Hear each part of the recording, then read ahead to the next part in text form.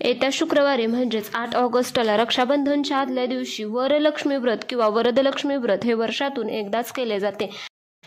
तो म्हणजे रक्षाबंधनच्या आधी जो शुक्रवार येतो तेव्हाच हे व्रत केले जाते आणि वर्षातून एकदाच केले जाते, त्याच दिवशी केले जाते।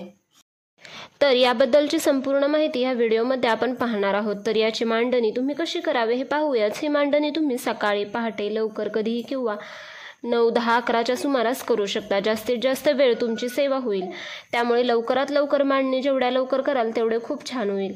याच्या आधी कधी केले नाही, पहिल्यांदाच करणार असाल तरीही चालेल हे व्रत। तर तुम्हाला शुक्रवारी उपवास करायचा आहे आणि तुमचा वैभवलक्ष्मीचा उपवास असेल तर त्याच्या शेजारी ही मांडणी केली तरीही चालेल, तुमचे दोन्ही उपवास घडून जातील। तर मांडणीच्या आधी तुम्हाला संकल्प करायचा आहे, प्रार्थना करावी, नाव, गोत्र तसेच कोणत्या कारणासाठी हे व्रत करताय ते बोलावा आणि प्रार्थना करून मांडणीला सुरू करा। एक पाट घ्या, त्यावर लाल कापड अंथरून त्यावर माता लक्ष्मीचा फोटो ठेवा। तसेच तुम्हाला गणपती बाप्पांना अभिषेक करून नंतर पाटावर थोडी तांदळाची रास करून त्यावर मूर्ती स्थापित करायची आहे। हळदी कुंकू वाहा, अक्षदा, फूल वाहा। तसेच पूजेला सुरुवात करताना दिवा प्रज्वलित करून त्याला हळद कुंकू फूल वाहा आणि नंतर लक्ष्मी मातेचा फोटो घेतला आहे त्याच्यासमोर एक कलश स्थापित करा। त्या कलशाच्या खाली तांदळाची रास काढा, त्याच्यावरती हळदी कुंकू टाका आणि नंतर कलश ठेवा। कलशामध्ये सुपारी, 1 रुपयाचे नाणे टाका आणि तो कलश तुम्हाला तांदळाने पूर्ण त्याच्या काठापर्यंत म्हणजेच त्याच्या कंठापर्यंत तुम्हाला तांदूळ भरायचे आहेत। पाण्याऐवजी तुम्हाला त्याच्यात या व्रताला तांदूळ घालायचे आहेत। हे करताना माता लक्ष्मीचा जप करत राहा किंवा श्री सुक्तम, महालक्ष्मी अष्टकम म्हणत राहा। तुम्हाला जे शक्य होईल ते म्हणा। त्यावर हळदी कुंकू अर्पण करा, म्हणजे ज्या अक्षदांनी तुम्ही तांब्या भरलेला आहे त्यावरती हळदी कुंकू अर्पण करा।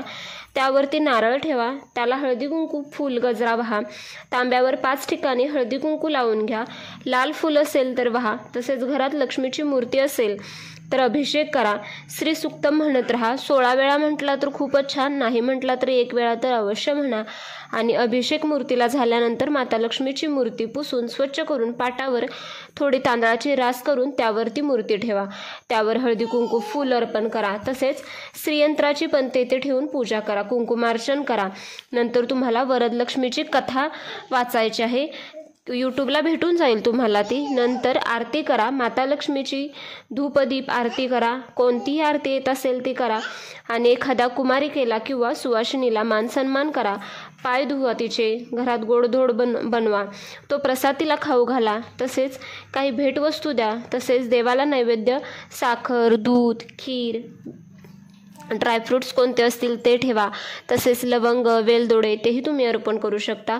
तसेच एखादे फळ असेल तर ते अर्पण करा। यथाशक्ती सगळे मनापासून करा, श्रद्धेने करा। तुमच्या संकटांना देवी तारेल, तुमची इच्छा पूर्ण होईल, घरात सुख शांती आनंद नांदेल, लक्ष्मीची भरभराट होईल।